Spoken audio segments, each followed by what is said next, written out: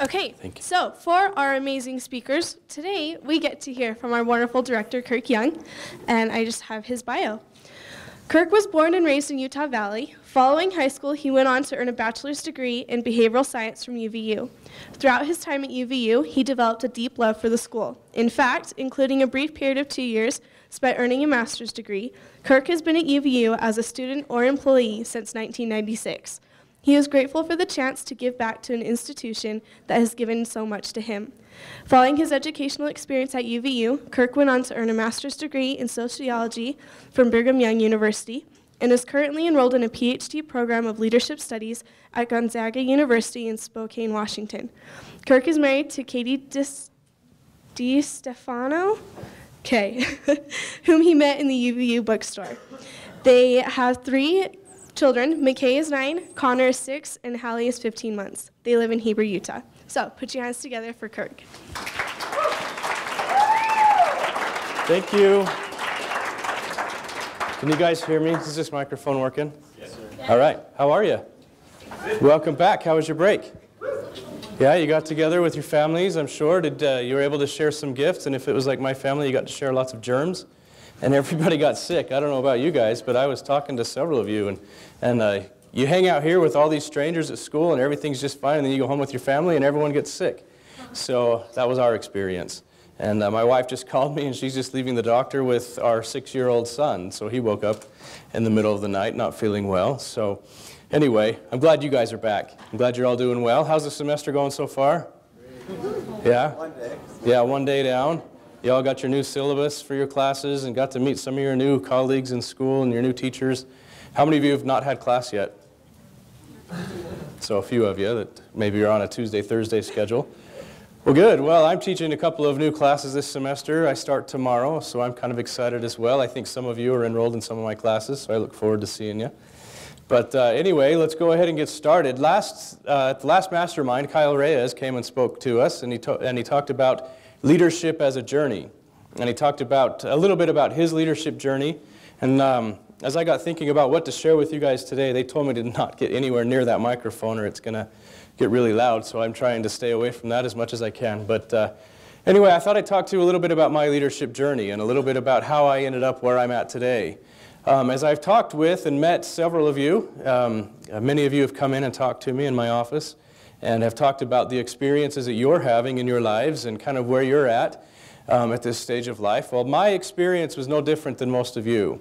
I showed up here at UVU. I actually went to Snow College for a year and had no idea what I wanted to do with my life. I was actually planning on studying building construction. My dad was a general contractor, and I thought maybe I would just take over his business. And I guess I just thought that that was what I was going to do with my life. I took a little bit of time off from school, and thankfully for me, that gave me an opportunity to kind of evaluate what I was going to do. And that's when I came back here. I started in 1996, just like Kirsten said. My mom was working in the bookstore. She got a full-time job while I was gone. And the idea of either going back to Snow College and paying all of that rent and paying for all of my tuition and everything, or coming here and going to school for free and living at home made it kind of an easy decision for me. So I came here, but my experience here was one that, well, my entire leadership experience has been kind of an evolutionary process. It's been a process of identifying more and more as I've gone along. A couple of experiences that I want to point out to you, though, that made a major impact on my life. First of all, when I was an undergraduate student here at UVU, one of my professors came to me one day and he said, "Kirk, you'll get out of college exactly what you put into it." He said, "You can come here and you can go through the motions and you can go to class and walk out of here with a diploma, and good for you." And that's good. But he said, "You will also never be at a place in your life where so much is focused on you. So much is focused on giving you the best experience possible." And if you think about it, there are so many things here at a university that are designed just for you and your development. Okay? And you'll never be at a place like that ever again. You'll never be at a place in your life where you'll be able to take advantage of so many opportunities for your personal growth and development. And so he said, if you come to college and if you jump in with both feet and if you get involved, you'll get a life-changing experience. And I said, what the heck, I'm going to give it a try. When I went through high school, I really wasn't that outgoing. I didn't get that involved in very many things.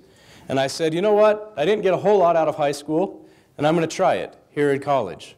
And so I did. I volunteered. I got involved with a bunch of different organizations, clubs, and so on. I ended up serving as the president of several clubs here at UVU, and it was such an awesome experience for me. And today, many, many years later, I'm still reaping the benefits of those opportunities and those experiences.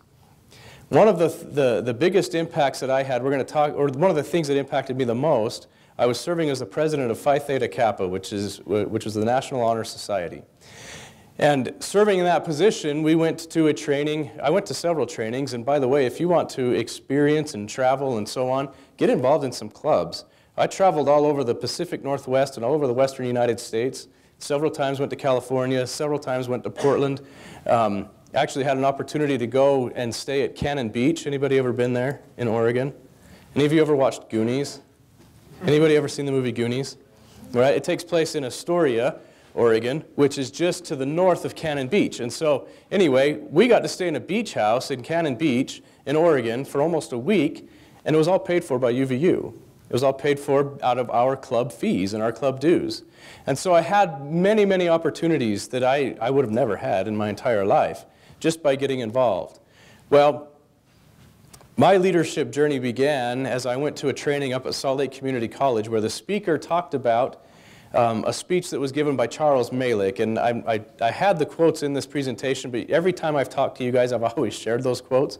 So I took them out. But if you remember the quote that I've shared with you before, where Charles Malick said, he said that, I respect all men, and it is from disrespect for none that I say there are no great leaders in the world today. Now, we've talked about that in the retreat. For those of you that are new here today, we haven't talked about that with you. But for those of you that were at the retreat this summer, and those of you who are second years in the program, you've heard me say this several times. But he makes this statement that there are no great leaders in the world today. And he says, in fact, greatness itself is laughed to scorn. And he said it's the age of utter mediocrity. So as you think back on that, and I'll ask you the question, why would somebody say that? Now, Charles Malick was the Secretary General of the United Nations when he said that. So this is a guy that knows something about leadership.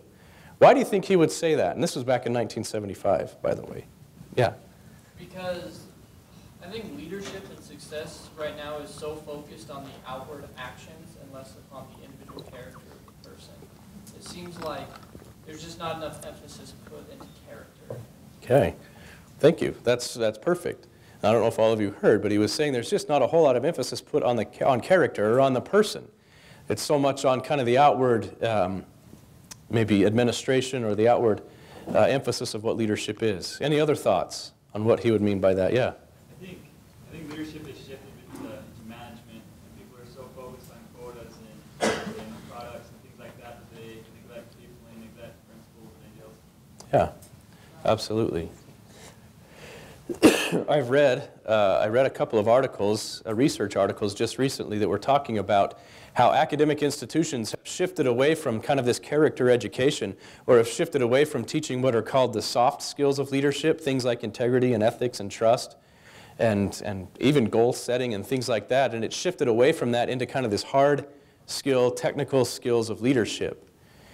And what they're talking about, you know, is when you go to a management program and they teach you the specifics of management, they're forgetting all of that other stuff, the character stuff. Now, I serve on an advisory board for the Granite School District for their business and marketing education. And their business leaders come to this advisory board and they say, and they had somebody come, and this was the president of one of the major banks in Utah, and they said, what are you looking for when you hire people? And he said, you know what, we quit hiring students from such and such university. And I won't tell you which one he said, but it was not us, but it was one of the major universities in the state. And he said, we quit hiring students from such and such university because they couldn't do what we needed them to do. They could come out and they could speak the technical lingo. He said they came out and they could speak, okay, they were coming from a finance program. He said they could speak the finance lingo. They knew it, front and back. But he said, put them at a teller booth and ask them to just have a coherent conversation with a customer, or to know customer service, or to know integrity and trust and so on. Now, he wasn't saying that people that graduated from this institution were not trustworthy, but what he was saying was they knew the technical expertise, but they didn't know the soft skills.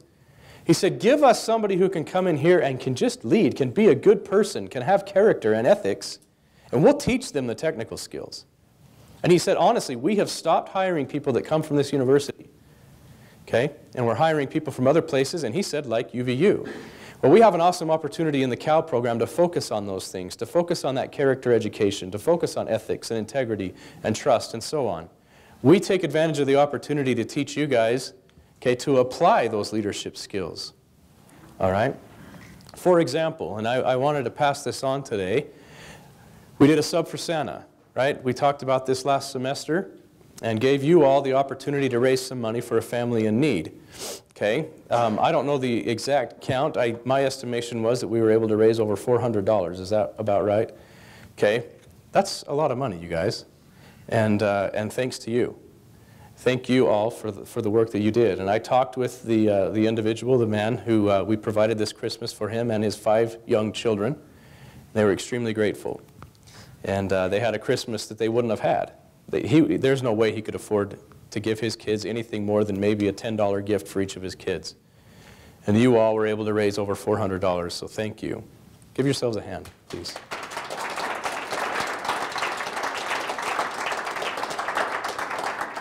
So that's what it's about, okay?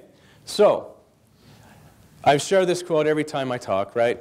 This is my favorite quote from Oscar Wilde, okay? And he said that to live is the rarest thing in the world, most people exist, and that is all.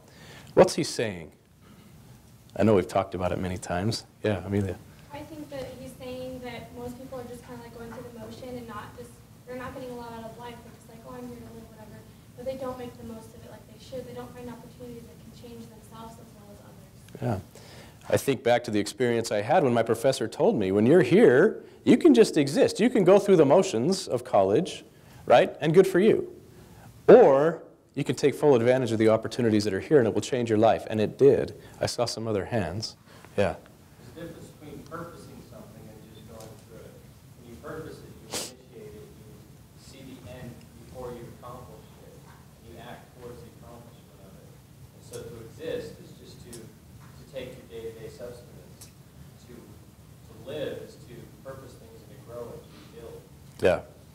I often tell myself, remind myself that I'm here to live life on purpose. Ryan, were you raising your hand? Yeah, I think the biggest difference is action. I mean, things that exist, conceive action, things that live, create, Yep. and make action. Yep. So that's really what he's talking about. I had a mentor who is a very successful business owner, and he said to me, the difference in life is whether you want to be an agent or not. Okay, and he said it comes down to agency. And he says, are you going to act or are you going to be acted upon? That's what it came down to. Are you an agent or are you an object? And so and if you remember during the retreat, I gave that fun little grammar lesson, right, when we talked about the difference between a subject or an agent and an object. Yeah, Gabby. I think it's also a matter of quality versus quantity. Okay. That there are so many things in our world today that we can fill our time with, but it's a matter of being involved in the best causes, filling your time with the best people, the best actions that you can do, because there's so much fluff and other stuff that really won't matter when it gets down to. Right. And I think about it, and I always ask myself, but I'll ask you, is there a difference between spending your time and investing your time? Is there a difference between spending your money and investing your money? What's the difference? You get a return on one of them. Right. Okay. And does that apply to our time? Is there a difference between spending our time and investing our time? Yeah. Yeah. Brittany Tate at the retreat mentioned that life should be about people and others. And to me, I think simply existing is a selfish act. When to live, I think would benefit someone else in some way. And I think Alexis Jones also mentioned this too, that if our dreams are achievable in our lifetime, they're not big enough, meaning that somehow they should leave some impact on someone else. That's a great point. I don't know, yeah, I guess for the benefit of others. Good. Yeah. By the way, sorry I'm not dressed. I really have no idea. Well, welcome. It's all right. Next time. But to me, somebody I know who was pretty wise once said to me that there are two types of people in this world. People who are denying that they're addicted and people who are addicted. And he's not talking about drugs necessarily. He's just talking about that same principle to act or to be acted upon. And it's just really interesting. I like what he said about selfishness because it goes into that. The people who are denying that they're addicted are those ones who are just constantly serving themselves.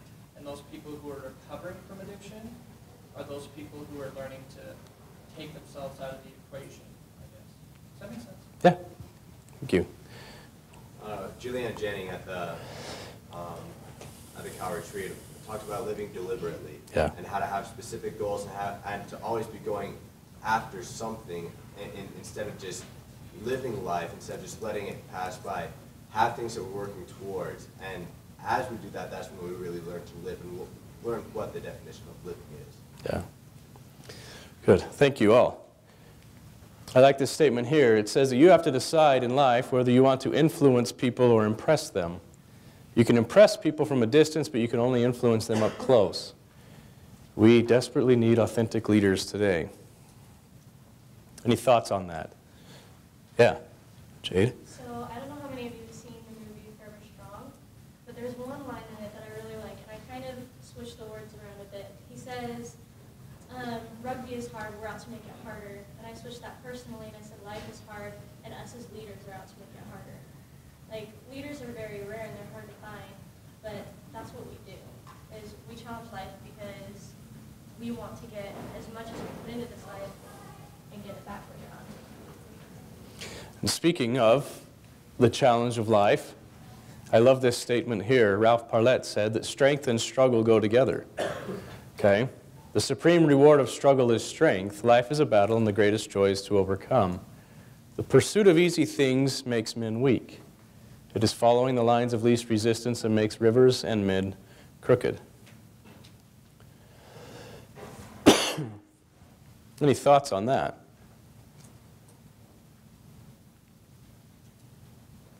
I just think along those lines, it's a lot easier to say after you've been through it. What's really hard to say in that while you're going through those struggles and realizing like the end result, like they were talking about, that you're investing these struggles. Okay. Yesterday I was talking with a friend of mine who was saying that he went to this place in another country where it was a really poor area, and they were developing this place that they could build that was like a center to help the people there, get back on their feet and do stuff like that. But what they did instead of taking money from other places and just building this building is they told the people about it around it and told them to save up the money and for them to work and for them to build it. And he was just telling me just the same thing, where it changes the whole, the value of the place, because if it was just given to them, they're like, oh, well, now it's there, they gave it to me, if I want it, I can have it. But if it's, they have to pay for it, they have to work for it, the value and the sincerity and everything just doesn't go away. Yeah. I've told you guys before, and we talked about this in a different presentation, how I had an experience when I was a 14-year-old Boy Scout and working at a scout camp locally and as a staff member, and I was really homesick and I didn't want to do it and I hated what I was doing. And my advisor took me to the side one night and he said, Kirk, we have been asked, or we've been challenged in our lives to do hard things and to do them well. And that's stuck with me ever since. I mean, here I am over 20 years later, and that still rings true with everything that I do in my life. Okay? And I think that resonates with this statement here, right? Strength and struggle go together. Okay? And it's the pursuit of easy things that makes rivers and men crooked. The path of least resistance, right? What's wrong with wanting to do something hard, to do something challenging? Yeah? We feel like we're weak and that we can't really do it, and then sometimes we just give up. Yeah. I've had many opportunities or many experiences in my life where life has thrown challenging things at me. Okay? And you'll all have this. I mean, life just isn't easy as you will expect, great things of your lives. For me, well, we'll talk about it a little bit later as I talk about my leadership journey.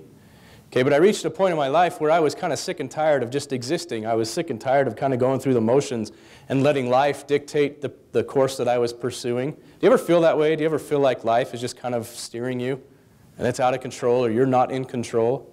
And I had reached a point like that. I had graduated from college, and I'll talk about this later on. I graduated with my undergrad, and I was working at a job, paying the bills. Things were fine. But I just did not feel fulfilled at all. Okay, and in fact, I felt like I was doing what I had to do, right? Have you ever been at that point where if you have a job, you're working because you have to work. You're doing what you have to do to pay the bills and so on. Well, I wanted to get to a point where I could do what I wanted to do, right? And at that point, I was doing what I had to do. I had to go to work. I had a job that I kind of hated. I didn't enjoy very much. And I sat back and I said, you know what? I want more out of life, and I want to get to a point where I'm in control, right? I want to get to the point where I'm living life, where I'm doing what I want to do. And that required me going back to school. And so I walked away from a high-paying job, a higher-paying job, relatively, and you know, and have that conversation with your spouse, right? Things are going well, we're doing okay, but I'm going to quit my job, and we're going to have to move into a basement apartment, right? We moved into this little basement apartment, okay, of this old lady's house up in Heber, where we live now. And the only source of heat in the apartment was a little tiny wood-burning stove. And we had our first child while we were living there, and so we're living in this tiny little basement apartment. It's freezing cold outside, and I would have to go out. I'd go to school at BYU. I was getting my master's degree. And I'd have to go out to the barn in the backyard, which was a long ways away. The people there have really big pieces of property. And so I had to dig a trench through the snow back to this barn. And by the end of the winter, by throwing the snow up on the side of this path, I mean, the path would be about this high. And so it was like walking through this little tunnel back to chop wood every night. I'd get home at 7 or 8 o'clock at night, and it was dark, and I'd take a little flashlight or a little lantern. I'd go back to the barn. I'd have to chop wood. And I'd seen way too many Stephen King movies, and every time I'd walk into the barn, I'd imagine somebody hanging from the rafters in the barn. You know, that image would always just flash through my mind, right? And one night I walked through the door, and there was a cat. The old lady had a wood pile right there inside the door. And there was a cat that was hanging out on top of that wood pile, and I scared the cat, and the cat jumped, and it tipped the wood pile over, and I screamed. I screamed. It scared me so bad, right? But I'd get back there, and I'd hang the lantern up on the hook, and I'd chop wood, and I'd take it in there, and then in the morning I'd get up long before my wife would, and I'd start this fire and get the house warm enough that she and our baby could get up, and I'd be gone to school. Right? But those were the things that I had to do. Those were the challenging things that I had to do in order to get to the point that I wanted to be at. I also had to take a job stocking shelves at the local supermarket up in Heber while I went through graduate school. So every night at about 10 o'clock at night, I'd go home, I'd chop wood, right? I'd sleep for a couple hours, and then I'd get up, and I'd go and stock shelves at the supermarket until about 2 o'clock in the morning, and then go back. Now, if you'd asked me when I was your age or when I was in high school if I ever would be able to operate on that little sleep, I would have told you you were crazy, right? But I have found that our bodies, okay, we ourselves are capable of so much more than we expect. And there have been so many times in my life where hard things have been thrown my way, and I've been able to do so much more than I ever thought I could possibly do. And it just comes with doing it, okay, taking the challenge. Now, one thing that I wanted to quickly say to you guys before I forget, one other element of today's presentation, and I'm going to step aside for just a minute and then come back to this. I went to a presentation last semester by the scholarship committee here at UVU. Okay, there's a committee that oversees the disbursement of all of the scholarship, all of the funds, scholarship funds for students here at UVU. And we sat there, and they're talking about all the regulations and everything that we have to talk about when it comes to setting the parameters and how much money UVU is going to set aside to give scholarships and so on. Now, you have to understand there are two types of scholarships in most cases that are awarded to students. One are your academic merit scholarships. Those are the scholarships that are basically tuition waivers. Any of you that are on like a presidential or a dean's merit or any kind of merit scholarship, that's a waiver. And basically all that is UVU just doesn't charge you tuition. They just waive your tuition. Okay? So there's no money sitting in a bank account saying, you know, we're going to award you this much. It's just they don't charge you. Those are all of your academic merit scholarships. But then there are also a whole lot of private scholarships, scholarships that are funded by private donors.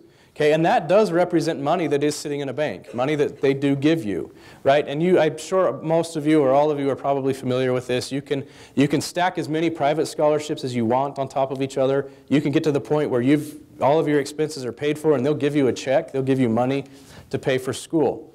But the thing that struck me in this meeting was that Nancy Smith, the director of the foundation, the disbursement of all of those private scholarships, she stood up in the meeting and said, guess what? We haven't awarded all of the private scholarships, and for the past several years we haven't, because we haven't had enough students apply for them. That totally blew me away, sitting there in that meeting. She said, we have money sitting in the bank that we are waiting and ready to give to students. We're just waiting for them to apply. Now, some of these have certain parameters around them, right? You have to fit certain categories in order to qualify for those scholarships, all right? But you guys, okay, if there is any group on campus that should qualify for scholarships, it's you. Okay? With all that you're doing, okay, all of you are great students. You have to have a good GPA to be in the program. All right? You're all good academic students, but you're also doing so much more extracurricularly. There is so much more that you're doing outside of school with your leadership projects and all of that stuff. All of you should be getting some kind of private scholarship, either through UVU's system or through all these other private scholarship resources that are out there. Okay, so Kelly Olson, and I don't know if Kelly's here. Are you? Okay, Kelly Olson from our office. Kelly, I talked with her and I said, I need you to put together a scholarship packet. Okay? There should be no reason why any of you should not be getting some kind of private scholarship money. All right? When I used to go out and give presentations on scholarships, I would tell people, you guys, it is possible to raise through scholarships enough money to cover all of your tuition, all of your books, all of your fees, and get money back. To pay for your rent, to pay for your car payment, to pay for your food, to pay for your dating, whatever it is. Okay? There is enough money out there. Now, there are resources online. How many of you are familiar with FastWeb? Not as many as I thought. Okay, so in this scholarship packet, and I have a copy of it here, but it's not going to do any good to show it. But anyway, contact Kelly or me, and we'll send that packet to you. She's got live links in this entire packet that will link you to all of these different scholarships that are out there. Now, FastWeb, the way that works, that is an online scholarship resource that goes out there, and they solicit information from scholarship resources all over the country, all over the world. All right, so the Coca-Cola Young Leader Scholarship, or the R.C. Willey whatever scholarship, or the Disney World whatever scholarship, okay? They have all of that information there. So you go to fastweb.com and you fill out a profile. It's kind of like a Facebook type thing, but you fill out a profile. And I always tell students, fill that out in as great of detail as possible. You put in there everything that you've ever done related to anything, any extracurricular accomplishment that you've ever had, whether it was a leader in your Boy Scout or Girl Scout troop or group or whatever, or if it's in your church, a leadership position, or if it was in your high school, any kind of accomplishment that you did, your Eagle Scout project, whatever you've done, you fill that out in as great a detail as possible. And then what FastWeb does is they take your profile and they go out and search the web, and it sends you links to all of the scholarships that you might or most likely would qualify for. Then you have to do the work. Okay, you have to go, you have to access that link, you have to fill out the scholarship application.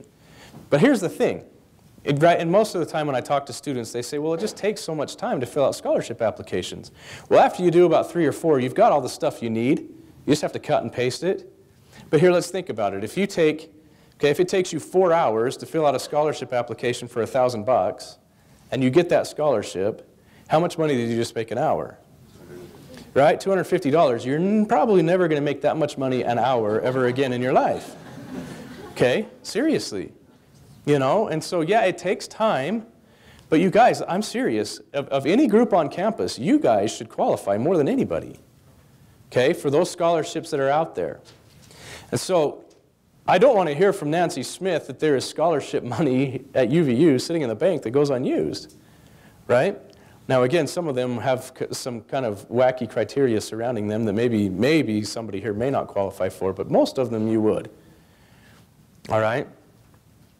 So that's one thing that I would like to see, and I kind of interjected that here because I just remembered it and I wanted to say it before I forgot. Okay?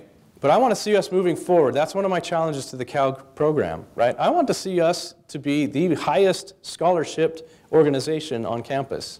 And we're here to do that for you. We will do whatever we can to give you the resources that you need to do that. Okay, this packet that Kelly put together is great.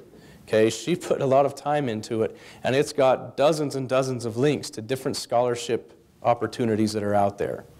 So contact me or contact her or anybody in the office, and we can email you a copy of that. We had talked about doing a scholarship workshop. Most scholarship deadlines are sometime during spring semester. Okay, continuing student scholarships at UVU are March 1st. Okay, so sometime during spring semester is when most scholarship applications are due. And so if you guys are interested, and you'll just have to let us know, let your team leaders know or your RLs know, if you're interested in doing a kind of a scholarship workshop where we go through that step by step, we go through that process, then let us know. I didn't want to call another meeting. I know you guys are really busy, right? And so I I debated whether or not to say, hey, we're doing another meeting, everybody come to find out about scholarships. But we'll make it strictly voluntary if you guys are interested. If you want us to put something together and do a workshop where we kind of go through in detail this scholarship process, then let us know and we'll put something together, okay? All right. That was kind of the commercial break, I guess, of the presentation. So, how many are planning on watching the football game tonight? All right. Okay, good. Yeah. Me too. So we won't be here too long. Too late. So, all right. So back to where we were. There's a book out there. Any of you ever read the book, The Greatest Salesman in the World? By Og Mandino? Okay. It's a really tiny book. You can read it in an afternoon. But the recommendations that he has in this book, I've met very few leaders, people that are in actual leadership positions that have not read this book and have sought to try and apply the things that he covered in the book. There are 10 different steps that he covers in the book, and basically he is talking about what it takes to be great, what it takes to achieve greatness in life. Okay? And he says, here are the first 5, but number 1, you have to decide to begin today. If you want to achieve something great, if you want to be great, if you want to accomplish something in life, if you want to live more than merely existing, you have to decide today to do it. Number 2, he says, I will greet this day with love in my heart. 3, I will persist until I succeed. 4, I am nature's greatest miracle. 5, I will live this day as if it is my last. 6, today I will be the master of my emotions. 7, I will laugh at the world. 8, today I will multiply my value 100-fold. 9, I will act now, and then his 10th one was that I will pray for guidance. We don't have enough time to go through all of those, so I picked out a couple of those that I thought he made some really, really powerful points. So I want to share those with you. So going back to this whole point that I'm making, there is nothing wrong with you guys deciding today to be great. There's nothing wrong. As I have said over and over again, I've had the opportunity to work in higher education for many, many years. And I have never met a group of people that are more stellar than the group of students in the Cal program. Okay? Again, we have the luxury of operating a selective program here at UVU. We handpick the students that come into this program. All right? You go through an application and interview process and all of that, and we pick those students that we feel are best qualified for the program. We do wish that we had more resources to be able to accept many more students. Okay? We're required to turn away many students who are also great. Okay? But all of you are dynamic. All of you are extremely talented.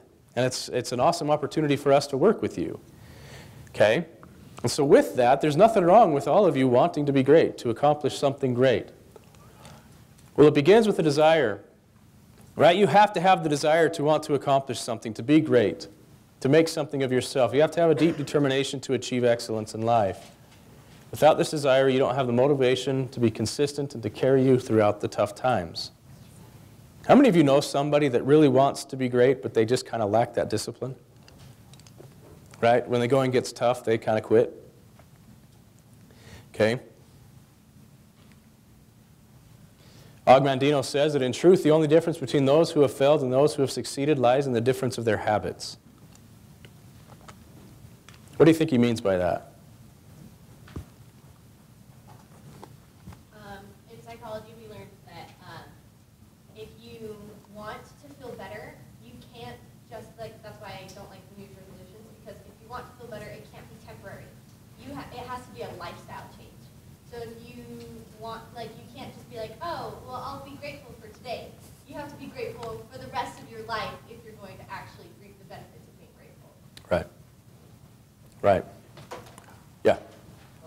Like Jonathan said, insanity is doing the same things over and over again, expecting different results. If you fail, do something different. Back up on your feet. There's so many different avenues that people can go through, so many different things that are available to us that we keep trying to run ourselves into a wall when we can go around it, under it, under the door. Yeah. It's not much easier. Yep. Somebody with a high IQ is not going to get good grades simply because they're smart, but because they have the discipline to work for them.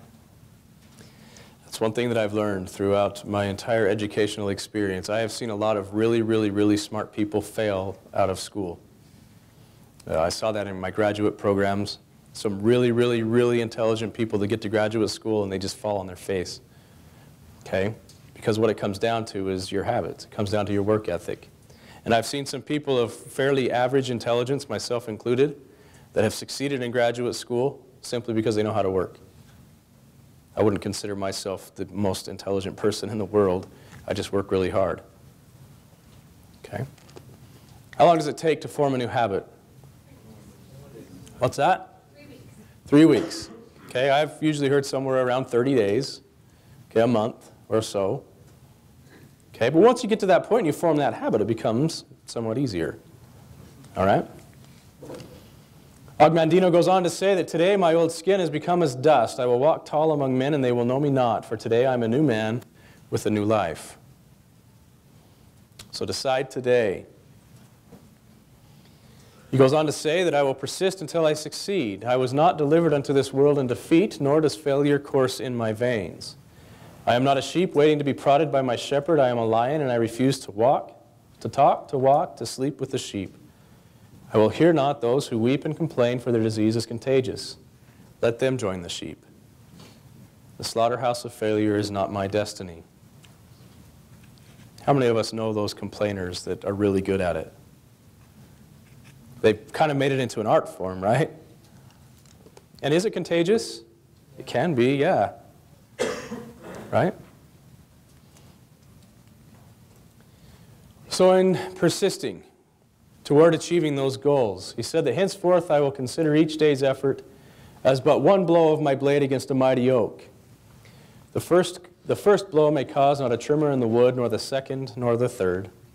Each blow of itself may be trifling and seem of no consequence. Yet from my childish swipes the oak will eventually tumble, so it will be with my efforts today. Right? How many of us know something that has been done that is great that's been done overnight? Great accomplishments take time. They take dedication.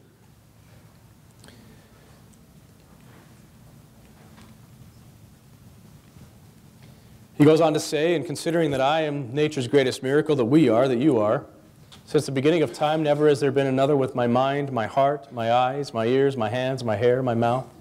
None that came before, none that live today, and none that come tomorrow can walk and talk and move and think exactly like me. All men are my brothers, yet I am different from each. I am a unique creature. I've shared with you many times that quote by Marianne Williamson, right? Okay, and the point that she makes in that quote is that our living small does not serve the world. All of us have a unique contribution that we can make to life and to this world. We all do. Okay, you all have something unique to contribute to the CAL program, to contribute to your teams, to contribute to your lives, right? And we do the world no favors by living small. We do the world no favors by sitting on those talents and those gifts and those skills that are ours and uniquely ours, right? Kirsten, I have a handout here that I want to pass out. Can you and maybe one or two other people come and help? Shad, will you come and Mark?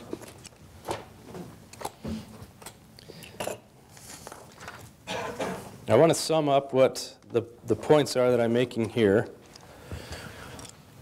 with this list of leadership qualities that, and I hope I have enough copies.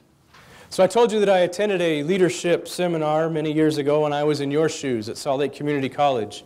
And the speaker got up and he talked about, and he read the quote from Charles Malick where he said there are no great leaders in the world today.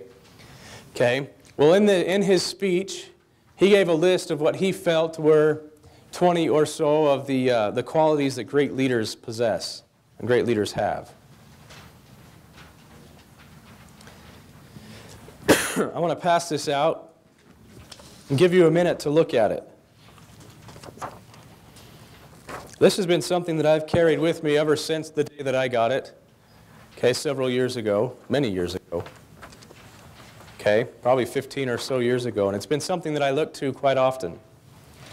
So take a minute and read through this list of leadership qualities that he listed. Remember, he was saying that leadership, he thought, was kind of an outgoing fad.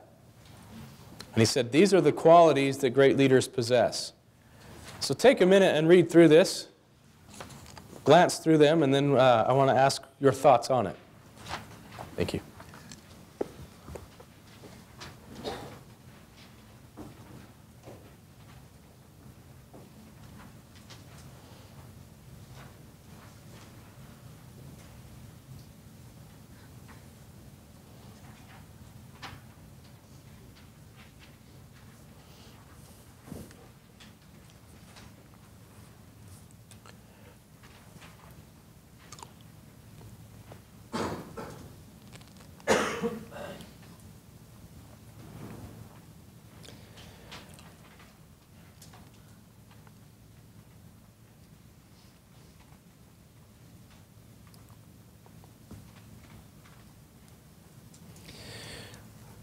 Okay, take a minute and discuss with your neighbor, okay, person that you're sitting next to.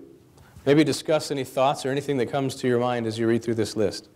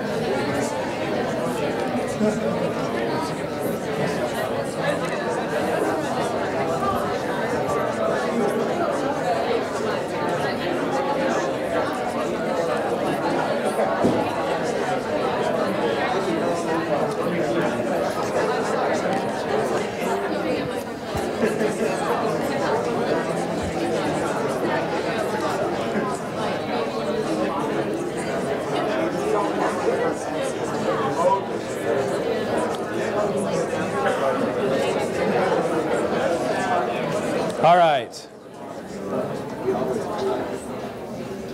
What are some of your thoughts?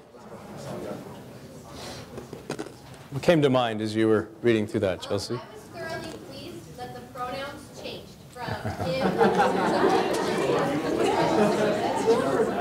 to Okay, very good. Can women be great leaders? Absolutely. Okay, and we could sit here and make a very long list of the many women that have been. Yeah. I like where it talks about how a leader is very polite, but doesn't talk out the truth to please others. I guess I thought I was not really priding myself, but kind of in being blunt and honest with people. And so I just really liked that he listened to me. I've met many individuals professionally who are in leadership positions that can only progress so far because they lack that ability. Okay?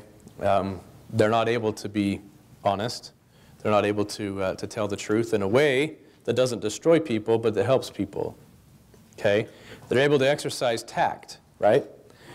How many of you know people that have tact and people that don't have tact, right? Okay, and there's an art to being tactful, right? I once went to a training on leadership, and you'll have to forgive me for some of the language. It's not extremely harsh, but a person was talking about tact and the value of tact in leadership. And he said that somebody who is tactful is someone who has the ability to look you directly in the eye and tell you to go to hell, and to say it in such a way that you will turn around and ask them to help you pack your bags. Right? And think about that, right? That somebody with tact is somebody who can say something that direct, right? But to say it in such a way that you're like, oh, hey, that's a good idea. Okay, will you help me pack my bags, right? Okay? But honestly, there is an art form to being tactful and to being able to say something that needs to be said in a leadership position, yes? When you were talking about how someone just looks at you right in the face, the first person that comes to my mind, I watched it last night, it was on The Biggest Loser, Jillian Michaels. She just looks at them and just yells and screams and tells them, get your ass off the floor and walk. And then get on the treadmill or else you're going 5 minutes more. That just shows that she wants to see the potential come out of them. She separates their quitters to becoming something better. Yeah. I would question her tact sometimes, but I think in the end you're right. I mean, what she wants is the person to improve.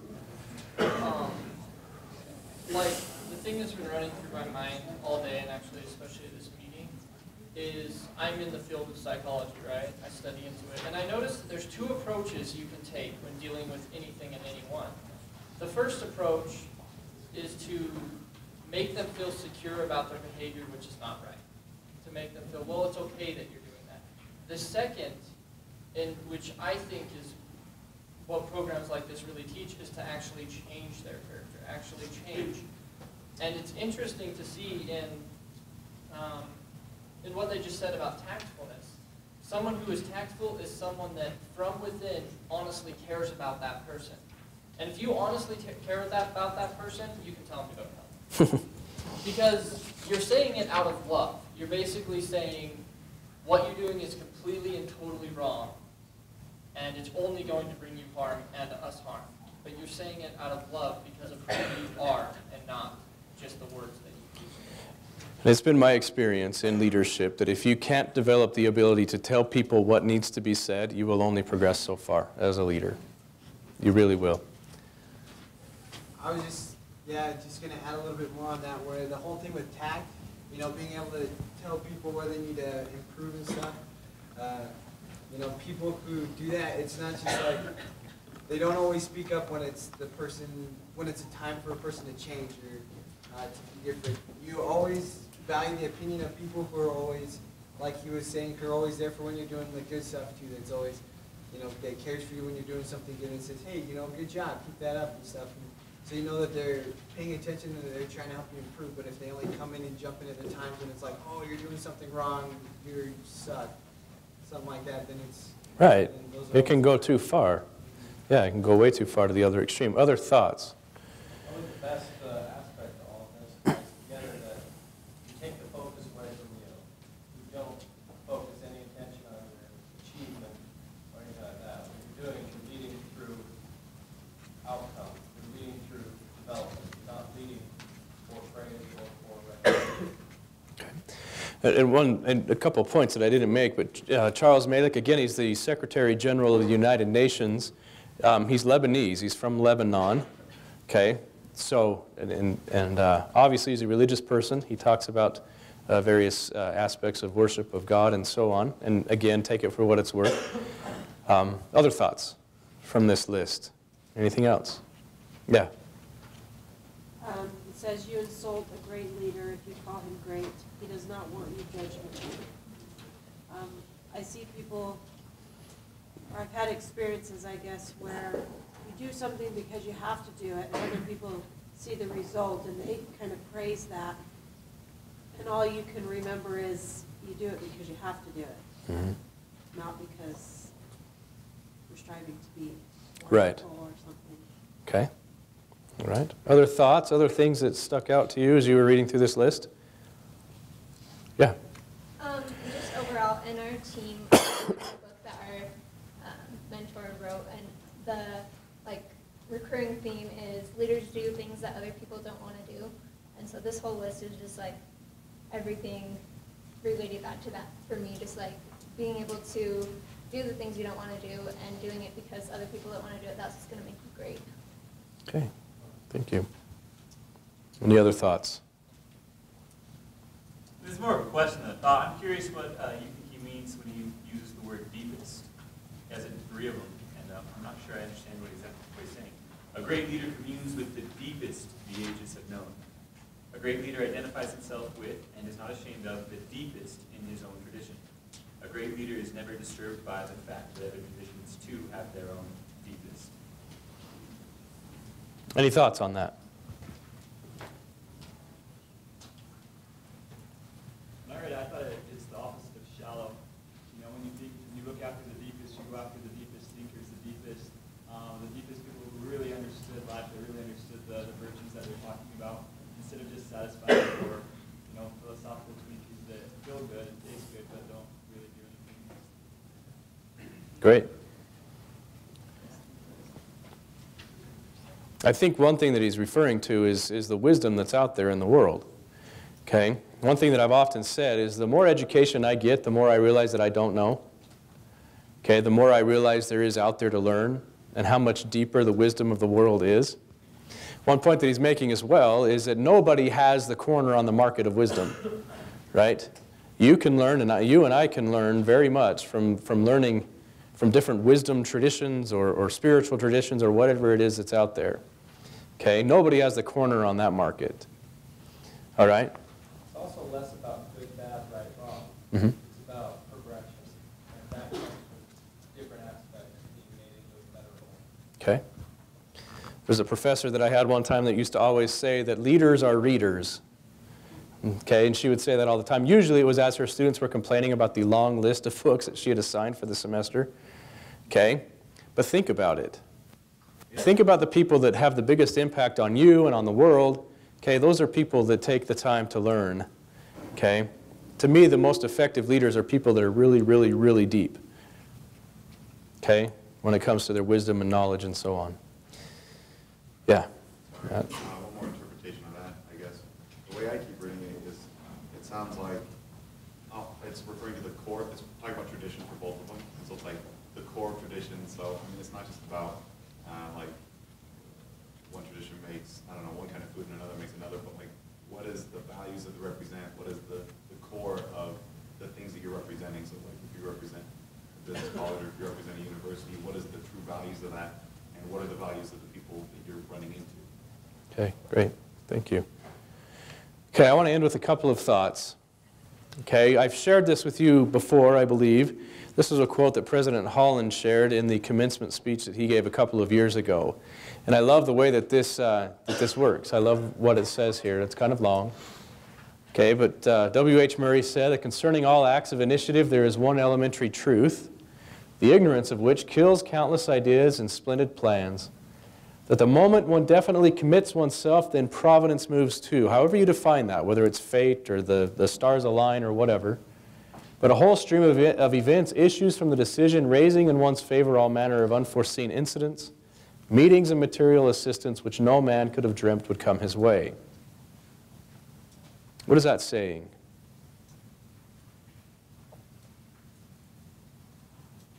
How many of you know people that want to accomplish great things, but never get off their rear end? And how many great things do they accomplish?